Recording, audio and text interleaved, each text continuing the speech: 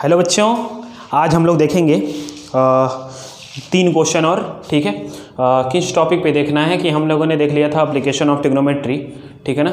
जो ट्रिग्नोमेट्रिक होता है, क्या होता है सर? आप कैसे कहते हो? ऐसे ही कहता हूँ, क्या करूँ भाई, ठीक है। ट्रिग्नोमेट्री में हमको क्या देखना है, 3 क्वेश्चन और देखेंगे इंपॉर्टेंट, और ये सब आए हुए क्वेश्चन हैं, ठीक है। आपके एग्ज़ाम में, एक मिनट, ये आपके एग्ज़ाम में आया हुआ क्वेश्चन है, ठीक है। और इसको आप लोग देखिए ध्यान से, लैंग्वेज को हमको पढ़ना है और बहुत ही अच्छी तरीके से क्वेश्चन हम क्या करेंगे, सॉल्व करेंगे, ठीक है। चलिए, क्वेश्चन नंबर 1 दिया है आपके पास। क्वेश्चन नंबर 1 जो क्वेश्चन है आपका, लिखा है a 1.6 metre tall girls stand at a distance of 3.2 metre from a lamp. कह रहा है कि एक लैम्प पोस्ट है, लैम्प पोस्ट है एक, ठीक है। एक लैम्प पोस्ट है 1.6 मीटर टाल गर्ल्स, 1.6 मीटर मतलब जो लड़की है वो 1.6 मीटर की है, ठीक। और वो कहाँ खड़ी है? किसी लैम्प पोस्ट के सामने खड़ी है, ठीक है। At a distance of 3.2 metre, मतलब लैम्प पोस्ट से 3.2 मीटर दूर 1.6 मीटर लंबी एक बच्ची खड़ी है। चलिए, मैं बच्ची थोड़ा सा ऐसे ही बना देता हूँ, हंसने की ज़रूरत नहीं है, ठीक है। हंस भी लोगे तो सुनाई तो देगा नहीं मुझको, ठीक है ना। तो हंस लो भाई, हंस लो, हंसने से खून बढ़ता है, ठीक है। ये क्या हो गया आपका? ये आपकी क्या है? बच्ची, ठीक। एक बच्ची खड़ी है। अरे सर, बच्ची है ये, चलो कोई बात नहीं। 1.6 मीटर टाल एक लड़की खड़ी है, ठीक है। और कितना दूर? 3.2 मीटर दूर एक लैम्प पोस्ट से, ठीक है। तो लैम्प पोस्ट भाई बड़ा ही होगा, ठीक है, मान लेते हैं ऐसे ही, ठीक है। फिर क्या रहा है कि and cast a shadow 4.8 metre on the ground. और ये जो लड़की है भाई, यहाँ से अगर लाइट पड़ेगी तो इसका जो है यहाँ पे ग्राउंड पे क्या बनेगा, इसको मैं हटाता हूँ थोड़ी देर के लिए। लड़की का क्या बनेगा? शैडो बनेगा, ठीक। और वो शैडो कितना बड़ा है? 4.8 मीटर। कितना? 4.8 मीटर शैडो है यहाँ से यहाँ तक। ध्यान दीजिएगा, एक लड़की खड़ी थी भाई, लाइट लगा है सामने, लाइट के सामने लड़की खड़ी है। आपको पता होगा जब पोल के सामने खड़े होते हो, लाइट लगी होती है, तो लाइट पड़ते ही आप अगर सामने उसके आ जाते हो तो पीछे आपकी परछाई दिखाई देती है। तो सेम वही वाला सिचुएशन है। लड़की खड़ी थी लाइट के सामने, ठीक है। लाइट मान लो नॉर्मल लाइट के सामने खड़ी थी। कितनी दूर? लाइट से 3.2 मीटर दूर, हॉरिजॉन्टली डिस्टेंस जो है इनके बीच का। और कितनी बड़ी लड़की है? 1.6 मीटर, ठीक है ना, ठीक। तो ये कितना है? 4.8 मीटर उसका क्या है? शैडो है, ठीक है। क्या पूछ रहा है? फाइंड हाइट ऑफ लैम्प, मतलब लैम्प की हाइट बतानी है। ये मान लो इसको एच, ठीक है, इसको हम एच मान लेते हैं, इसको मिला देता हूँ मैं। तो यहाँ पे आपको 2 ट्रायंगल दिख रहा होगा, एंगल सेम है, ठीक है, लेकिन ट्रायंगल क्या है आपका? एंगल अलग अलग है लेकिन ट्रायंगल सेम है। क्यों? एंगल सेम है और ट्रायंगल अलग अलग है। एक ट्रायंगल आपको ये दिख रहा होगा, तो मैं इसको थोड़ी देर के लिए बच्ची को हटा देता हूँ यहाँ से, ठीक। और एक साइड बना लेता हूँ ये, ठीक है ना। इसको मैं लिख देता हूँ ABCDE, ठीक है ना। ये आपका क्या है? ये गर्ल थी, ये बच्ची थी, ठीक है, गर्ल, ये आपका गर्ल है, ठीक है। ये आपका क्या है? परपेंडिकुलर। इस वाले ट्रायंगल में अगर मैं देखूँ, ट्रायंगल CDE, अगर मैं ट्रायंगल CED की बात करूँ, ठीक है ना, तो हमारे पास क्या है? देखिएगा, हमारे पास क्या क्या है? बेस है, परपेंडिकुलर और हाइपोटेनस नहीं है, ठीक है ना। तो हम क्या करेंगे? हाइपोटेनस निकालेंगे। कोई इससे फ़ायदा होने वाला है क्या? इसलिए मैं निकालूंगा। किस लिए निकालूंगा? कोई फ़ायदा इसका है? नहीं, कोई फ़ायदा नहीं है।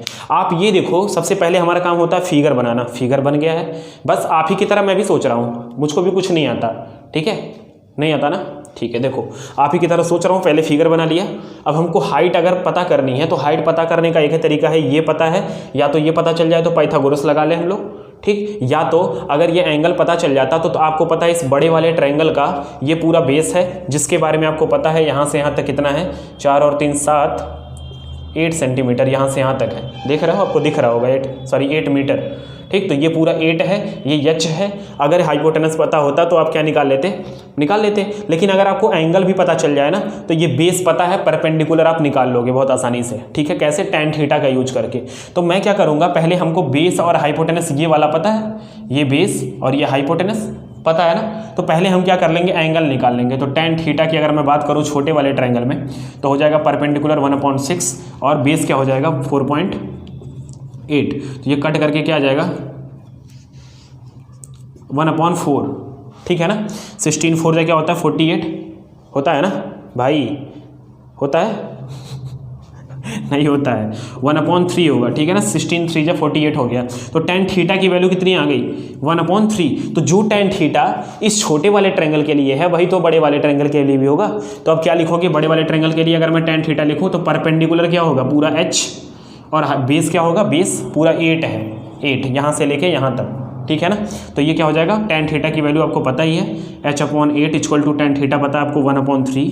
तो यहाँ से हो जाएगा h इक्वल टू 8/3। ये आ गया आपका 3 2 6 और 3 3 9, 3 2 6, 3 6 8, 2.6 मीटर लेंथ, ठीक है ना। ये किसकी लेंथ आ गई आपकी, लाइट की, ठीक है ना, लाइट, ठीक है। ये किसकी हाइट आ गई, लाइट की, ठीक है ना। कितना ऊंचाई पे था, देखो इसको देखो एक तरीके से और लगा सकते थे, ये वाला ट्रायंगल और ये वाला ट्रायंगल क्या होगा सिमिलर, लेकिन मैं जाता नहीं हूँ वहाँ पे, क्योंकि अगर मैं जाऊँगा तो कुछ लोग का दिमाग यहाँ घूमने लग रहा है, सर ट्रायंगल से तो मुझे पहले से डर लगता है, सर आप ट्रायंगल का नाम मत लो सर प्लीज़ सर। अच्छा नहीं लेता हूँ, ठीक है, नहीं लेता हूँ, मैं ऐसे ही लगा लेता हूँ बहुत आसानी से। ये वाला ट्रायंगल, इसमें tan थीटा निकाल लेंगे, जो tan थीटा इसके लिए होगा वही tan थीटा बड़े वाले के लिए भी होगा, ठीक है, क्योंकि थीटा तो चेंज हो नहीं रहा है, ठीक। चलिए अगला क्वेश्चन देखते हैं। अगला क्वेश्चन क्या दिया है, सेकंड वाला दिया है, an observer 1.5 metre tall in इतना metre away from a chimney. ओहो, एक चिमनी है, चिमनी बना दीजिए भाई, चिमनी, ये रही चिमनी से क्या निकलता है, धुआं, ठीक है ना। कह रहा है 1.5 मीटर टाल। ओहो, कभी भी ऑब्जर्वर को अगर ऑब्जर्वर की अगर हाइट भी दी होती है तो हम मानते हैं हाइट उसकी, ठीक है ना। वैसे नॉर्मली हम क्या मान के चलते हैं कि आंख को हम निकाल करके रोड पे रख दिए हैं एंगल बनाते समय, एंगल ऑफ एलिवेशन, ठीक है ना।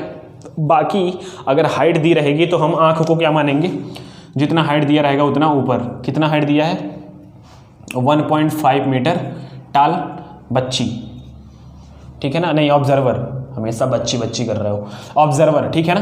कितने मीटर अवे है चिमनी से, 228.5 मीटर, ठीक है। From a chimney the angle of elevation of the top of the chimney from her eyes is 45। कह रहा है इसके आंख से जो चिमनी के टॉप का एंगल ऑफ एलिवेशन है वो कितना है 45 डिग्री, ठीक है ना।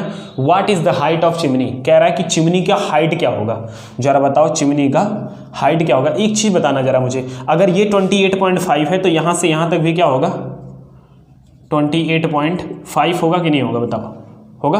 तो अगर मैं ये इतना पता लगा लूँ, क्योंकि भाई एक चीज़ देखना जरा, जितना यहाँ से यहाँ तक होगा उतना ही यहाँ से यहाँ तक होगा। अगर मैं पैरेलल लाइन खींच दूँ तो यहाँ से यहाँ तक भी क्या हो जाएगा 1.5 मीटर। तो अगर मैं ये इतना निकाल लेता तो हमारा काम हो जाता। कितना, अगर मैं ये इतना हाइट निकाल लूँ, ठीक, तो मेरा काम हो जाएगा।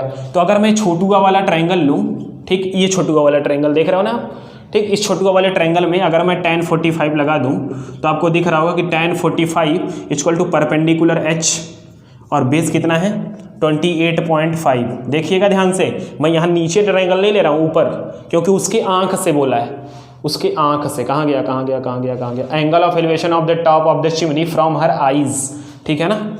चलो ये कितना हो गया, ये h बराबर आ जाएगा 28.5 इंटू 45 की वैल्यू क्या होती है 1, तो h इक्वल टू हो गया 28.5 मीटर, ठीक है ना। मतलब भाई जितना दूर खड़ा है उतने ही हाइट पे। अच्छा, चिमनी की हाइट पूछ रहा है भाई, ये केवल इतना आया अभी, ठीक है ना, ये h इतना आया। पूरा चिमनी की अगर मैं बात करूं, ठीक है, height of chimney equal to हो जाएगा h प्लस 1.5, ये इतना ऐड करोगे तब आएगा, तो 28.5 प्लस 1.5 इक्वल टू हो जाएगा 30 सेंटीमीटर। अरे चिमनी सेंटीमीटर में होगा क्या, 30 मीटर, समझ में आया। ठीक है, सबसे पहले क्या किया हमने, चिमनी बना लिया, ठीक, बच्ची बनाया, ऑब्जर्वर बनाया 1.5 मीटर का हाइट का, ठीक, किसके सामने खड़ी थी, चिमनी के सामने, और 28.5 मीटर दूर। कह रहा है उसके आंख से जो एंगल ऑफ एलिवेशन है उसके टॉप का, कैसे, इसके आंख से एंगल ऑफ एलिवेशन टॉप का तो ऐसे देखेंगे, तो ये हॉरिजेंटल से एंगल बनाया 45, ठीक है ना। तो हम ये पता कर लिए कि कितना ऊंचा ये जा रहा था, ये परपेंडिकुलर, तो ये पता चल गया, ये पहले से पता था 1.5, ऐड कर देंगे, क्या आ जाएगा, चिमनी की हाइट आ जाएगी। चलिए भाई अगला क्वेश्चन देखते हैं, ठीक है ना। अगला question, third question, from the top of A light house the angle, from the top of A light house the angle of depression of 2 ships. अगर मैं लाइट हाउस की बात करूँ, मान लो यहाँ पे कोई लाइट हाउस है, ठीक है ना, depression of 2 ships on the opposite side of it are 30 metre and, मतलब यहाँ से एंगल ऑफ डिप्रेशन इधर कोई शिप है और एक शिप इधर कहीं है, ठीक है ना। हमको नहीं पता कहाँ पे है, बस है, ठीक है ना। ये मान लो लाइट हाउस था, ठीक, यहाँ से एंगल ऑफ डिप्रेशन, भाई एंगल ऑफ डिप्रेशन की बात होगी तो अब याद करो कि यहाँ से आप नीचे की तरफ देखोगे, नीचे, तो ये एंगल ऑफ डिप्रेशन कितना हो जाएगा आपका, एक हो जाएगा आपका 60 डिग्री और एक हो जाएगा 30 डिग्री। आप थोड़ा बड़ा और छोटा दिखाना जिससे समझ में आए कौन सा 30 कौन सा 60। तो ये दोनों लाइन पैरेलल है, तो ये 60 होगा तो ये भी कितना होगा 60, ये 30 है तो ये भी कितना होगा 30, मतलब मिला जुला के नाम डिप्रेशन का है, लेकिन क्वेश्चन हम एलिवेशन वाले तरीके से ही लगाने जा रहे हैं, ठीक है। अच्छा, क्या कह रहा है, if height of the lighthouse is h metre, अगर मैं ये लाइट हाउस की हाइट कितना मान लूँ, h मीटर मान लूँ, then distance from ships is, हो कह रहा है इन शिप के बीच का, अगर मैं इसको S1 S2 ले लेता हूँ, ठीक, इसको P और Q ले लेता हूँ, ठीक, तो कह रहा है शिप के बीच का जो डिस्टेंस होगा, मतलब S1 S2 की वैल्यू कितनी होगी 4h/√3। अच्छा, ये प्रूव करना है भाई, ठीक है। तो हम क्या करेंगे, देखो हमको तो कुछ नहीं आता भाई, हमको ये ट्रायंगल दिख रहा है, ये ट्रायंगल दिख रहा है, इसमें हम क्या निकालेंगे, S1P निकालेंगे और PS2 निकालेंगे, क्योंकि हमको पता है, इसको मैं किनारे रखता हूँ थोड़ी देर के लिए, S1 S2 की वैल्यू जो है वो S1P प्लस S2P के बराबर है। भाई इन दोनों को अगर मैं निकाल लूँ और ऐड कर दूँ तो आएगा कि नहीं आएगा, चलो हम वही करते हैं। सबसे पहले हमारा टास्क क्या होगा कि हम S1P निकालें, तो S1P निकालने के लिए हम क्या करेंगे, फॉर S1P tan 60 लगाएंगे, tan 60 इक्वल टू क्या हो जाएगा, परपेंडिकुलर h हाइट और बेस हो जाएगा S1P, तो यहाँ से S1P बराबर आ जाएगा h/tan 60, tan 60 कितना है, ये नीचे आएगा और ये ऊपर चला गया, tan 60 कितना होता है √3, ठीक है ना। तो ये आ गया S1P की वैल्यू h/√3। चलिए भाई S2P निकालते हैं, S2P निकालने के लिए क्या करेंगे, tan 30, ठीक है ना, tan 30 क्या हो जाएगा, h/ परपेंडिकुलर फिर से और बेस है आपका S2P, तो ये इसको उधर भेज दो, इसको नीचे, तो S2P इक्वल टू h/1/√3, तो ये ऊपर जाएगा तो हो जाएगा h√3। ये आ गया आपका इक्वेशन नंबर सेकेंड। भाई फर्स्ट इक्वेशन आ गया S1P h/√3, दूसरा आ गया S2P, वो भी आ गया आपका h√3, ठीक है। तो आपका क्या हो जाएगा by question, S1 S2 equal to, भाई शिप के बीच का डिस्टेंस यही है तो दोनों को ऐड कर दो, h/√3 प्लस h√3, ठीक है। एलसीएम ले लो, √3 एलसीएम हो जाएगा, √3 से √3 कट गया, h बचा ऊपर, प्लस 1 से √3 बार में कटेगा तो √3 मल्टीप्लाई हो जाएगा 3h, तो क्या आ गया 4h/√3। भाई यही तो डिराइव करना था मीटर, ठीक, ये आ जाएगा आपका 4h/√3, ठीक है बच्चों, समझ में आया। बहुत ही आसान है क्वेश्चन, पहले आपको फिगर बनाना है, फिगर में ही सारा नौटंकी है, अगर आपने फिगर बना लिया तो सारा काम खत्म हो जाएगा, ठीक है ना। चलिए ये आपके लिए क्वेश्चन था, नेक्स्ट एक्सरसाइज हम लेकर आएंगे अगले वीडियो में, ठीक है बच्चों, थैंक यू।